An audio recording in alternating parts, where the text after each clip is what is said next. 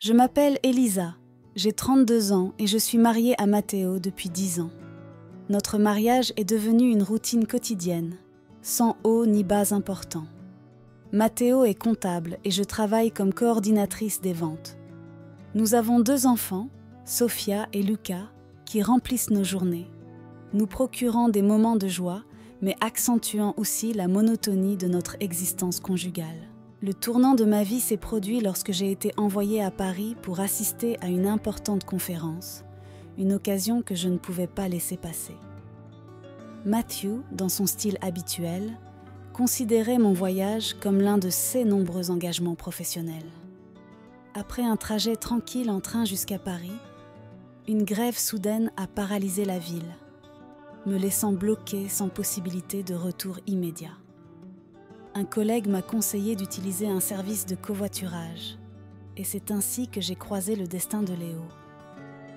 Léo est un camionneur d'une 40aine d'années, aux yeux bleus profonds et à la présence apaisante. Il m'accueille avec un sourire complice en montant dans son imposant véhicule. Le camion était gigantesque, une forteresse sur roues qui dégageait une aura d'aventure mystérieuse. Notre conversation a glissé facilement de la météorologie à la vie sur la route. Un lien spontané et profond s'est rapidement formé entre nous. Léo était un homme peu loquace, mais chacune de ses phrases semblait délibérément destinée à capter mon attention. Alors que le voyage ne devait durer que 6 heures, un violent orage nous a surpris peu après notre départ. La pluie frappe violemment le pare-brise tandis que Léo conduit avec assurance, les mains fermement posées sur le volant. « Cet orage ne t'intimide pas ?» demandai-je, essayant de rompre un silence de plus en plus dense. Quand on passe sa vie sur la route, on apprend à ne plus craindre les éléments, répond Léo en m'adressant un sourire qui réchauffe l'atmosphère. À cet instant, un frisson d'excitation me parcourut l'échine. Un sentiment de dangereuse curiosité envers cet homme qui incarnait une forme de liberté qui m'était inconnue. Alors que nous reprenons la route, Léo propose de s'arrêter dans un petit relais routier isolé. « J'ai toujours quelque chose de prêt à grignoter », dit-il avec une lueur de malice dans les yeux. Curieuse, j'ai accepté l'invitation. De la cabine de son camion, il a sorti du pain artisanal, du salami épicé et une bouteille de vin rouge corsé. Ce n'était pas un banquet, mais le cadre intime et le contexte inhabituel ont transformé ce simple repas en une expérience mémorable. Nous avons mangé et parlé librement, oubliant presque l'existence du monde extérieur. À un moment donné, Léo a fait remarquer « Vous semblez mener une vie très ordonnée ». J'ai répondu d'un geste évasif, peut-être trop ordonné à mon goût.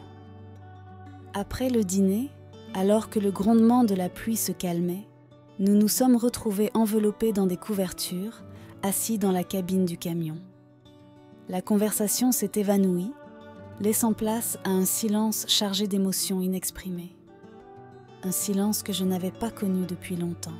En regardant Léo, si différent de tous ceux que j'avais connus, j'ai ressenti un mélange d'attirance et de résistance.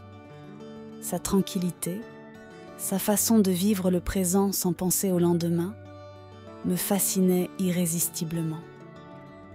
L'orage au dehors semblait tester mon endurance, chaque éclair illuminant brièvement son visage concentré. Malgré ma fatigue, l'intensité du moment et la proximité de Léo me maintenaient en éveil, attentive à ses moindres mouvements. Chaque fois que le bras de Luca frôlait le mien sans le vouloir, une vague de chaleur me traversait. J'essayais de détourner l'attention, mais cette émotion continuait d'envahir mes sens. « Tu veux du café ?» demanda Luca, le regard intense. J'ai répondu « J'en veux bien », tandis qu'il prenait un thermos et me tendait une tasse fumante. En sirotant mon café, je n'ai pas pu m'empêcher de réfléchir à l'étrangeté de cette nuit, partagée avec un homme qui, quelques heures auparavant, était un parfait inconnu. « Qu'est-ce qui t'amène si loin de chez toi ?»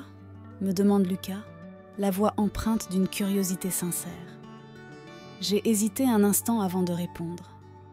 Le travail et peut-être l'envie de s'évader un peu, avouai-je. Lucas sourit doucement. Je comprends. La route est souvent une échappatoire. Elle nous permet de laisser nos problèmes derrière nous, au moins temporairement. Sa voix était calme et presque hypnotique. À chaque mot, je sentais mes défenses s'effondrer, comme si je pouvais lui confier des secrets qui n'avaient jamais été révélés à personne d'autre. « Qu'est-ce que tu fuis ?»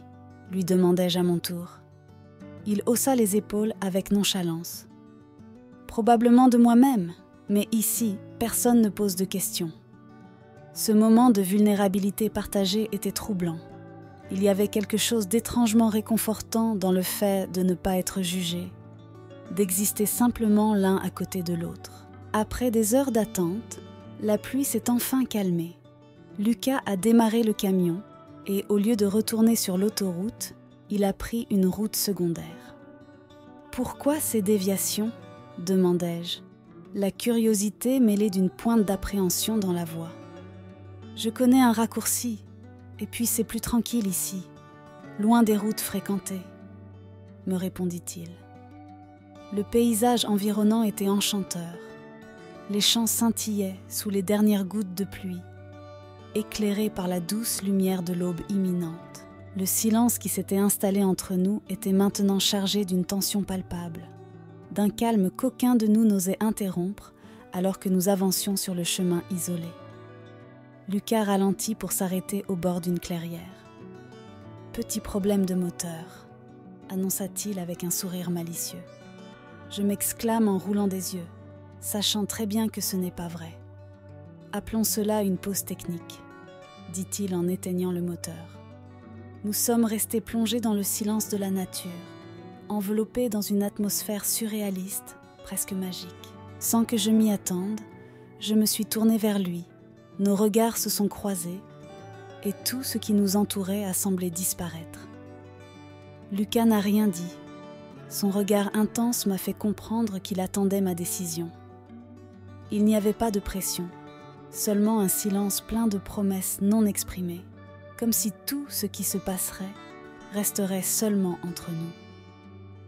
Le vent s'était calmé, mais à l'intérieur de moi, la tempête faisait toujours rage. J'avais conscience d'être au bord d'un précipice, proche de franchir une frontière que je n'avais jamais franchie auparavant. L'air entre nous était chargé d'une tension presque tangible. Lucas s'est légèrement rapproché, son regard ne quittant pas le mien.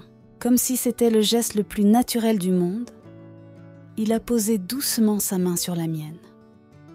Je n'ai rien dit, au contraire, une sensation de chaleur m'a envahi, réveillant des émotions que je croyais endormies.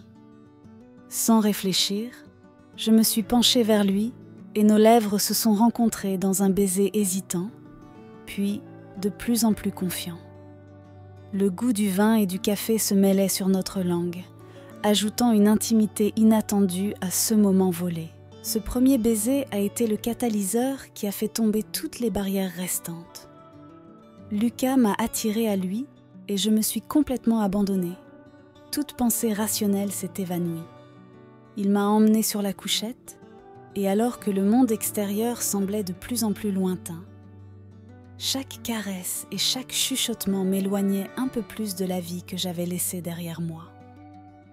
En ce court laps de temps, chacun des gestes de Lucas trouvait en moi une réponse enflammée. Nos corps se reconnaissaient dans une intimité profonde, comme si nous nous connaissions depuis toujours.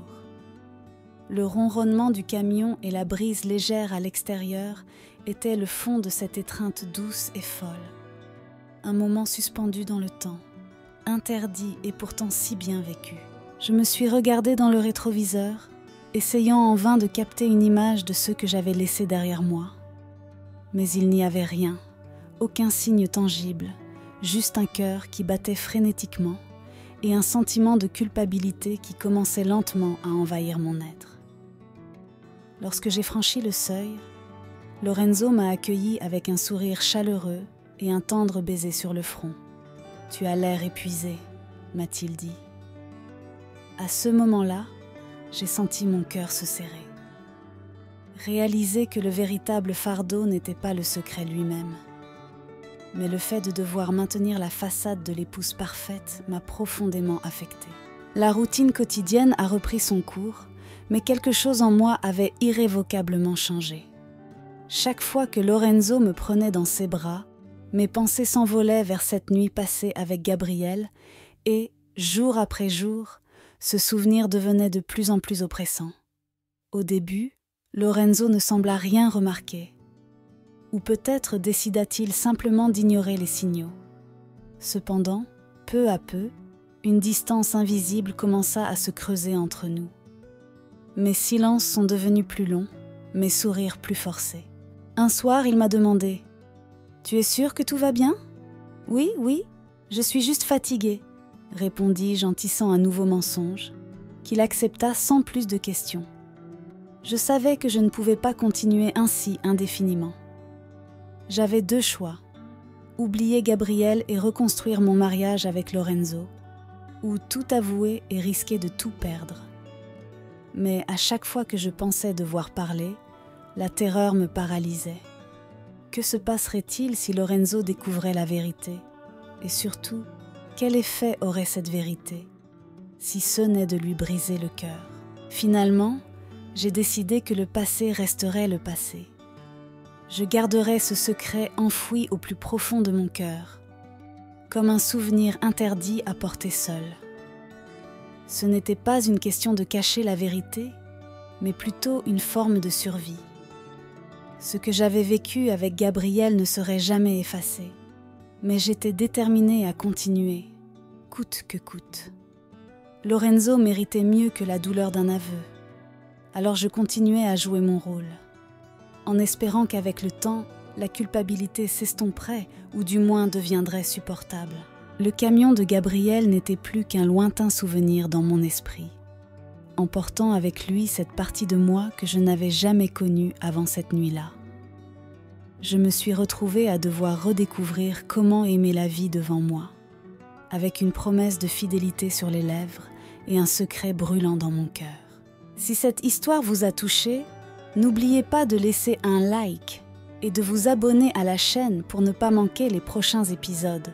Votre soutien est crucial et très apprécié. N'hésitez pas à partager vos impressions et vos histoires personnelles dans les commentaires. Je suis curieuse de lire vos réflexions et de me connecter à travers les mots. Merci d'avoir suivi jusqu'à présent. À bientôt dans la prochaine vidéo.